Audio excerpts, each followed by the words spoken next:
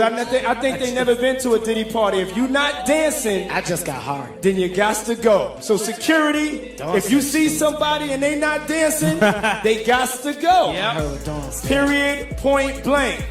You got more dye in that beard than Diddy wear. All right, that's enough. I know. That's enough. I seen him. He shows me behind the curtain. That's enough. All right, I'm gonna edit. I'm gonna edit this out. But still, put a note on it. You can edit that one. I should.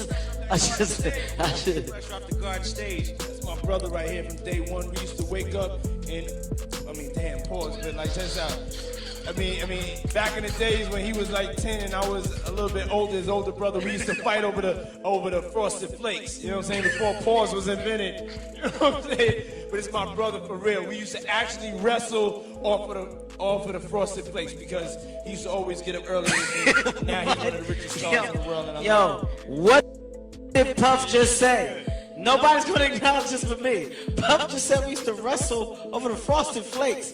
And we're streaming live. That was stupid. Listen, that was stupid. Listen. We having a good time, yo. Your usher made it in the... Hey, yo. She did, and when the judge did, Diddy, who was sitting at the defense table with his attorneys, did not show any signs of emotion. He took a sip of water before he was led out of the courtroom by the U.S. Marshals. Now, his lawyers have vowed to fight this. They are going to be back in court on Wednesday before the judge who will oversee this trial and try to get Diddy to be released.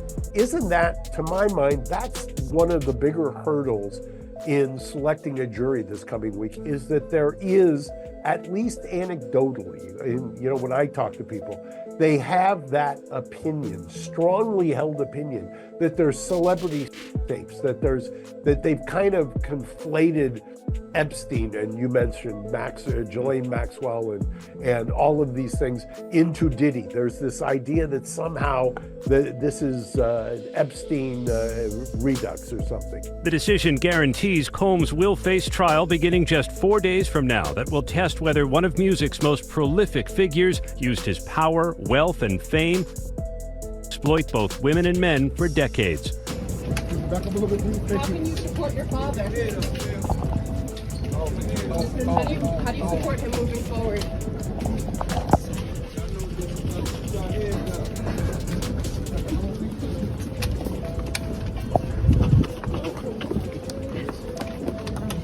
At trial, Combs will ditch the jail garb and wear ordinary clothes, as his lawyers argue the evidence shows consenting adults being intimate in their own way.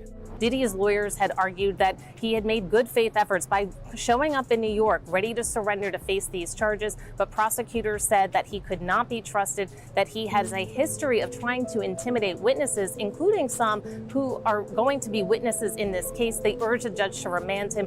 Mr. Combs feels A, he's innocent, which is why he's not going to plead guilty. B, he's going to be truthful about this case because he wants to portray that to the people who have loved him his whole life. And I think he also feels an obligation to people in general. Maybe it's black people, maybe it's white people, maybe it's anybody who's ever felt aggrieved and targeted by the government. He feels an obligation to those people to say, you know what, maybe I can break the model. Maybe I can show the world that a black man can win, in federal court. And I think he probably is the only person I know of who might be able to actually accomplish that. Well, Bill and Sade, accepting a plea agreement would mean that Sean Combs would have to admit to trafficking and force. And today he made it very clear that was not going to happen. Diddy maintained all along these encounters involved consenting adults and plans to take his chances that a jury agrees. We have the latest from federal court in the Sean Combs criminal case. Status of jury selection, what Diddy's going to be wearing, violation of a gag order, rejecting a plea offer. Elaborate, sometimes days-long parties by coercing victims through drugs, threats, and manipulation. They claim to have video evidence, and some of the accusations echo details from over 70 civil lawsuits filed against Combs over the last 30 years. What happens is if people go into a trial believing the firepower on the prosecution is so strong, let's say on a scale of 1 to 100, it's a 95, that it's so strong, but it goes down to an 88. That helps the defense because everybody goes in thinking, wow, they're going to prove this, and they're going to prove this, and they're going to prove this, and all of a sudden, none of it's there. I think that actually helps the defense. The last hearing before Sean Combs' trial starts, when he walked into federal court today, he appeared to be looking for his family. They've pretty much been at all of the hearings that I've been to, but there was no presence of his sons or his mother or his sister who had previously been at those hearings. He knows the deck is stacked against him. They've got a ton of evidence. Take the plea deal, dude. Just take it. Well, my guess is that, because we don't know the deal of the plea deal. At least I don't think we do. True. Okay. Major developments tonight involving the case against Sean Diddy Combs, what he decided in court today, and what this now means, the move coming just 4 days before his trial is set to begin. Here's Aaron Katursky. Tonight, Sean Combs makes it official. He's rejecting the government's offer to plead guilty and spare himself the possibility of a prolonged term in prison. When asked if he turned down the offer, Combs answered, "Yes, I do, Your Honor," as he stood in a baggy beige jail uniform. Terms were not disclosed, but prosecutors did say a plea could result in a shorter sentence for Combs than if he's convicted. Music mogul Sean Diddy Combs back behind bars. A magistrate judge denying him bail, saying that there were no conditions that she could conceive of that would make her confident that he would appear again for other court appearances. The judge saying, "My concern is this is a crime that happens behind closed doors." Would you be open to a plea bargain? Well, it's not up to me. It's up to Mr. Combs, and I don't see it happening. Why? Because he believes he's innocent. He believes he's innocent, and what's more, he believes that he needs to stand up, not just for himself, for his family, and for everybody who's been targeted by the federal government. Do you still think that, because there is this public perception, that there are celebrity tapes involved in this case? No. Do you still think that there are minors involved in this case? I'm certain no. Okay. And again, when you say this case, we're talking the criminal case. The criminal case. In the correct. criminal, I know that. In the criminal case, no. Now, as far as jury selection goes, I think the biggest takeaway for me is that both sides expect to have all of this done in the matter of 3 days. Now, given just how high profile this trial is, I was kind of stunned that they seem very confident that they will be able to seat a jury in that amount of time. Federal trafficking, racketeering, and charges beginning Monday morning. What made you come here to support Puff? I'm supporting Puff because he's innocent, and I'm wholeheartedly believing his innocence, and I knew he's innocent. So You say you know he's innocent? 1,000%. This is going to be such a massive trial, like maybe the biggest Hollywood trial. God knows which way it's going to go. Is it going to go on for weeks? For sure, weeks. What really happens behind the closed doors of music mogul Sean Diddy Combs' extravagant, over-the-top parties? Today, we peel back the layers and dive deep into a world that's been shrouded in mystery, uncovering truths that are as shocking as they are controversial. With serious allegations swirling around him, ranging from trafficking to financial misconduct, this trial is shaping up to be one of the most explosive and talked about legal battles in recent memory. Every twist and turn seems designed to keep the public glued to their screens, as the case pulls back the curtain on a hidden world where power, fame, and wealth collide with accusations of exploitation and wrongdoing. What secrets will come to light, and what does this mean for one of the biggest names in the music industry? The stakes couldn't be higher, and the implications could ripple far beyond just Diddy himself. What really happens behind the closed doors of music mogul Sean Diddy Combs' extravagant, over-the-top parties? Today, we peel back the layers and dive deep into a world that's been shrouded in mystery, uncovering truths that are as shocking as they are controversial.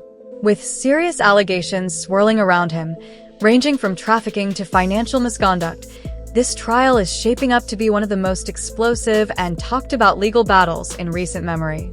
Every twist and turn seems designed to keep the public glued to their screens, as the case pulls back the curtain on a hidden world where power, fame, and wealth collide with accusations of exploitation and wrongdoing. What secrets will come to light, and what does this mean for one of the biggest names in the music industry? The stakes couldn't be higher, and the implications could ripple far beyond just Diddy himself. The charges against Diddy are nothing short of staggering: trafficking, racketeering, and financial misconduct. Prosecutors allege that he used his power, wealth, and fame to exploit both women and men for decades, turning luxury-filled parties and exclusive events into breeding grounds for manipulation and abuse. According to court documents, a vast network of shell companies and hidden accounts was allegedly used to launder money and fund these activities, shielding the true nature of his operations from public scrutiny. Video evidence recovered from multiple sources, including previously sealed footage and internal recordings from private gatherings, is expected to play a central role in the trial. Combined with details from over 70 civil lawsuits spanning nearly 3 decades, this evidence paints a grim picture of systemic exploitation, coercion, and control. These accusations aren't new. They echo long-standing claims from former associates, employees, and partners who have spoken out over the years, only to be silenced or ignored. Now, with federal prosecutors stepping in and the legal system taking the matter seriously, this trial could finally bring long overdue accountability and determine whether one of music's most powerful figures will finally face real consequences. Enter comedian Kevin Hart, who has now been formally subpoenaed to testify in the high-stakes criminal case against music mogul Sean Diddy Combs. Prosecutors are zeroing in on a series of private gatherings and exclusive parties allegedly orchestrated by Combs, where they believe patterns of illicit behavior were not only established, but normalized over years of extravagant, behind-closed-doors events. According to court documents and statements made during recent hearings, prosecutors plan to use Hart's testimony to cross-reference private jet itineraries, after-party rosters, and event planning logistics that have been pieced together from flight logs, encrypted messages, and security footage. These materials, if authenticated, could help establish a timeline and context for what authorities describe as a carefully cultivated culture of influence, control, and coercion. Hart, who has long been a fixture in entertainment circles and hosted multiple A-list events sponsored by Combs at luxury estates and hotel penthouses, has reportedly been reluctant to get involved.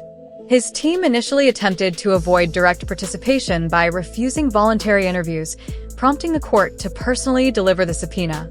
While Hart's legal representatives have not publicly commented on the specifics of the case, insiders say the comedian is deeply frustrated that his name is now linked to a federal investigation in which he insists he played no active role beyond attending industry mixers and promotional events.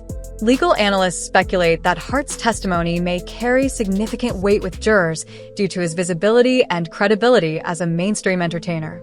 Assistant U.S. Attorney Dana Palmer argued in court that Hart's presence at these events could help jurors understand the broader social dynamics surrounding Combs and how power, influence, and access were allegedly used to maintain silence. However, defense attorney Mark Agnifilo pushed back hard, calling the move a publicity stunt aimed at sensationalizing the trial and turning it into what he described as a celebrity circus.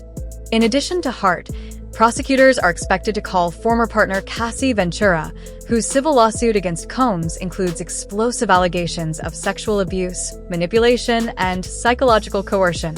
Ventura, who has already agreed to testify under a limited grant of immunity, is likely to provide first-hand accounts of Combs' alleged behavior during their relationship, which she claims was marked by isolation tactics, financial control, and emotional domination. Her story, paired with forensic financial evidence showing unexplained withdrawals and travel expenditures during key periods of her relationship, could form a powerful narrative for the prosecution. Another potential witness-generating buzz is Jennifer Lopez, who dated Combs during the late 1990s, a time when his influence in the music industry was at its peak. Though not accused of any wrongdoing herself, Lopez could offer valuable insight into the business practices, workplace norms, and inner workings of Combs' operation during that era. Her perspective may help paint a picture of how power was wielded behind the scenes, especially in shaping creative decisions and managing talent under Combs' label. The inclusion of these high-profile figures in the witness list underscores the government's strategy to leverage celebrity voices not just for shock value, but to illustrate a pattern of behavior that extended far beyond isolated incidents.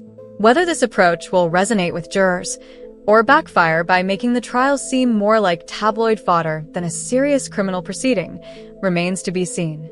But one thing is clear: the courtroom drama is only beginning, and the stakes couldn't be higher.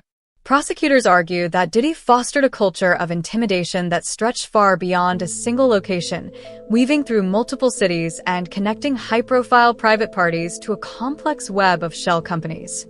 This network allegedly allowed him to operate under the radar while maintaining control over vast financial flows.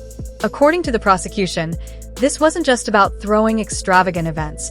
It was about power, influence, and the deliberate manipulation of both people and money behind closed doors. Performers, choreographers, personal assistants, and other insiders reportedly witnessed firsthand how funds were quietly funneled into questionable accounts, often disguised as performance fees, consulting payments, or travel reimbursements. These transactions, prosecutors claim, were not random but part of a calculated effort to obscure the true purpose of the gatherings and protect those involved from scrutiny. Adding to the gravity of the allegations are encrypted messages and data recovered from discarded smartphones found at properties linked to Diddy's holding company. Investigators say these devices contain revealing group chats, last-minute logistical changes, and references to discretionary funds used to maintain silence or loyalty among attendees and staff. The digital evidence, they argue, paints a chilling picture of orchestrated secrecy, showing how key individuals were instructed to manage guest lists, delete communications, and avoid drawing attention from outsiders. Prosecutors are leaning heavily on this material to demonstrate that the alleged misconduct wasn't spontaneous or isolated, but rather a consistent and organized pattern of behavior designed to keep victims silenced and reputations intact. Taken together, these elements form a central piece of the government's argument that Diddy didn't simply attend lavish parties. He engineered them as part of a larger system of control and concealment. Diddy's defense team has mounted a strong counterargument, emphasizing that merely attending high-profile events does not equate to criminal involvement. They insist that targeting entertainers who simply shared the same space at parties or industry gatherings is an overreach by prosecutors, an attempt to associate guilt by proximity rather than through direct evidence. According to legal sources close to the case, Diddy's attorneys are framing this as more than just a legal battle. They see it as a stand against what they describe as systemic bias and the federal government's pattern of disproportionately scrutinizing Black public figures. His legal team argues that the prosecution is attempting to paint a broad narrative based on association rather than concrete proof of wrongdoing, which could set a dangerous precedent for how celebrity culture is treated in court. Diddy himself reportedly sees his case as symbolic, believing that if he can be acquitted in federal court, it would send a powerful message about fairness, justice, and the possibility of winning against what he describes as a stacked system. His lawyers have stressed the importance of separating aggressive financial strategies, common in the entertainment industry, from outright fraudulent behavior. They argue that many business figures, especially in music and film, operate with complex financial structures designed to optimize tax efficiency, and that such practices should not automatically be interpreted as illegal unless there is clear intent to deceive. In recent court filings, the defense has pushed back against the idea that Diddy created or maintained a criminal enterprise, instead suggesting that prosecutors are misinterpreting standard industry practices and inflating them into something sinister. The legal team also plans to bring in expert witnesses to testify about common financial tactics used in the music business, aiming to show jurors that what may seem suspicious at first glance is, in fact, routine in the world of celebrity finance.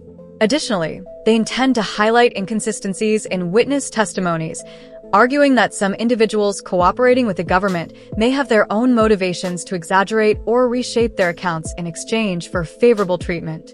Ultimately, the defense strategy hinges on dismantling the broader narrative being pushed by prosecutors that Diddy orchestrated a long-term scheme using his fame, power, and influence to manipulate those around him.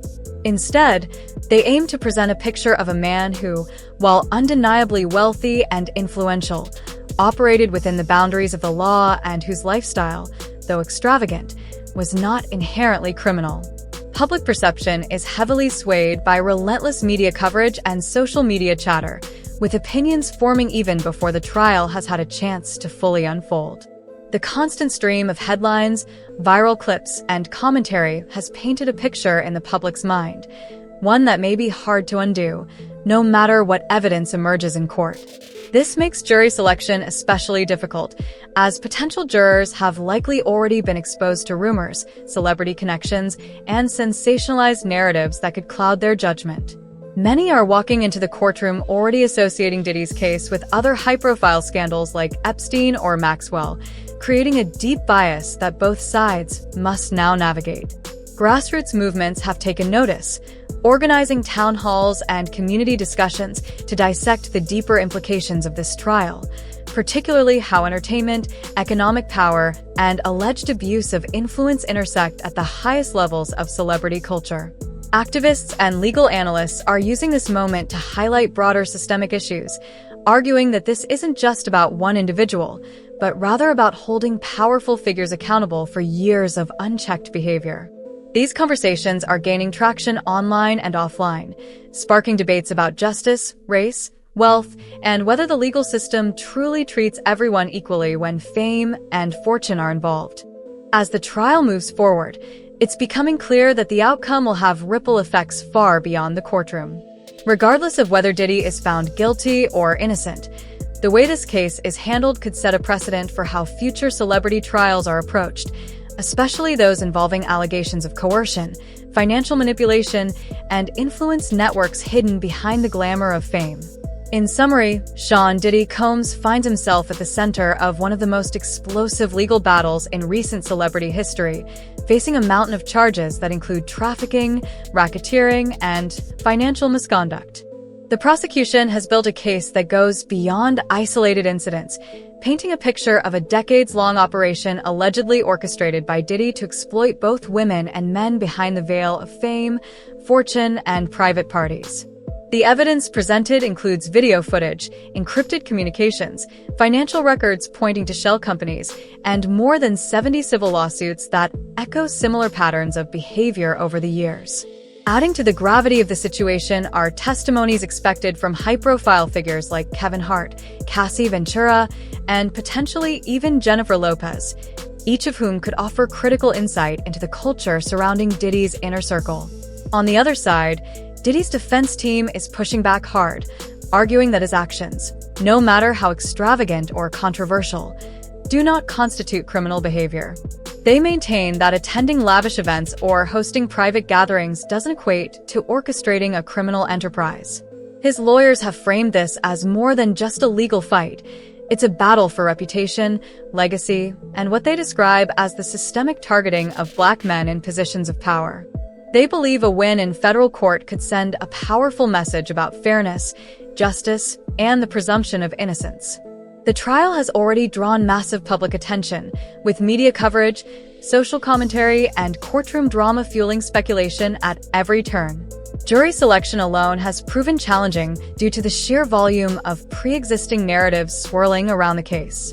Some have likened it to an Epstein-style scandal, while others see it as a reckoning long overdue in the entertainment industry. As the proceedings continue, the world is watching to see whether wealth, influence, and celebrity status can truly protect someone from the full weight of the law, or if, for once, the system will hold even the most powerful accountable. Whether Diddy walks free or faces serious consequences may not just determine his future, but could also set a precedent for how society views celebrity misconduct moving forward.